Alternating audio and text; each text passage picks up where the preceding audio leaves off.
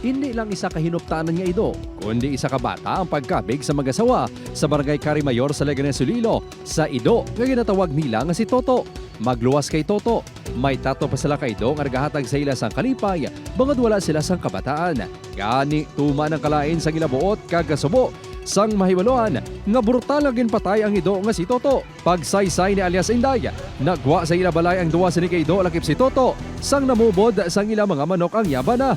Nagbalik ang isa kay Do apag si Toto ang hindi na makitan. Ginpangita nila ini kag natukiban ngayara ini sa balay sang ila kasilingan. Nakita mismo sang bana ni Inday nga ginauyatan pa sang lalaki nga kasilingan ang pala nga ginapahayag ginlampos patay sa ila Ido. Siyempre, hindi ko gidya mabato nagasinggitan ako dira sa sagwa. Nasa kadako, palawon mo. Wala ganaya kay nga basi nagaano pa to, gasinggitan pa to nga mama, buligi ko di. Ang lalaki nga naglampos sa Ido, bana man lang sang pakaisa ni alias Inday.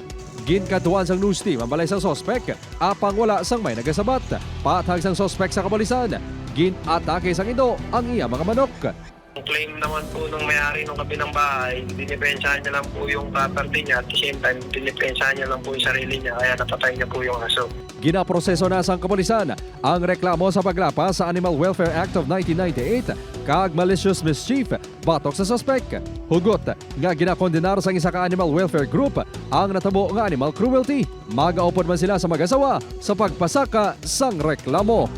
Nga ko tinarget na monster ang pagpatay niya kay Toto kay do ka-brutal kitten sa bragi sa iya kapintas so against animal welfare law na. Upod kay Romel Porquia, Kim Salinas, 1 Western Visayas.